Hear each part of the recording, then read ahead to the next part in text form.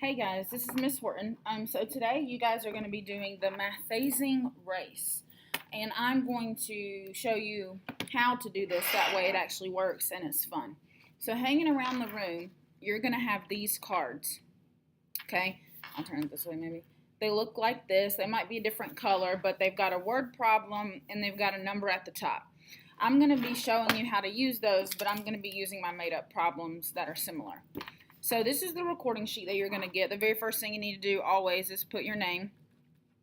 And since it is a race, it's going to be fun to put the time that you start. So right now it's 7:45 a.m. In my class, you're going to be working with a partner, so you and your partner should have the same start time.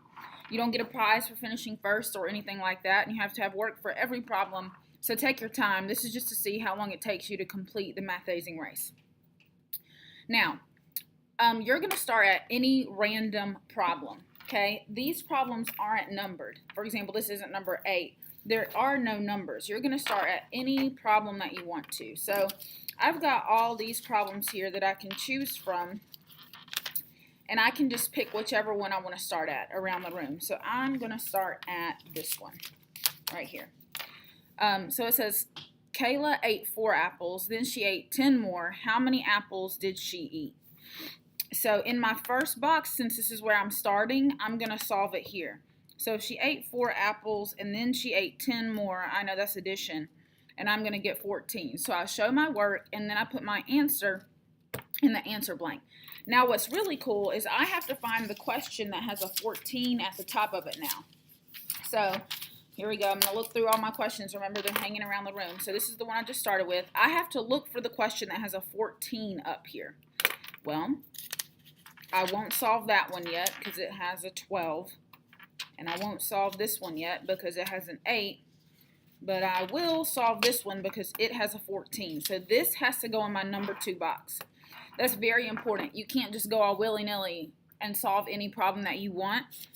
You have to go in order once you start. So once you start and you get an answer, you've got to find that very next one because I'm going to be looking for the numbers to be in a certain order.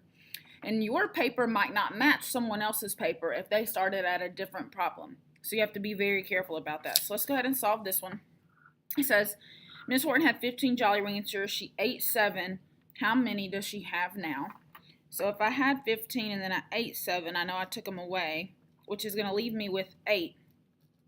So now I have to go around the room and I have to find the problem that has an 8 at the top, which means I won't solve this one. I already did that one. I won't solve this one because it has a 12, but I will solve this one because it has an 8. So this is going to go in my 3rd box. Bob had 4 drinks. Jack had 3 times as many. How many drinks does he have? So if Bob had 4, oops, this is Jack. So if Bob had 4 and he had 3 times as many, I know 4 times 3 is 12, so my answer is 12. And then I'm going to look for the card that has a 12 at the top. And I'm going to keep going like that in order. And I'm going to make sure every time that I have my answer written in the answer blank because that's what your teacher is going to be looking for. Whenever you finish the race, then you're going to write your end time. Okay? All right. Good luck.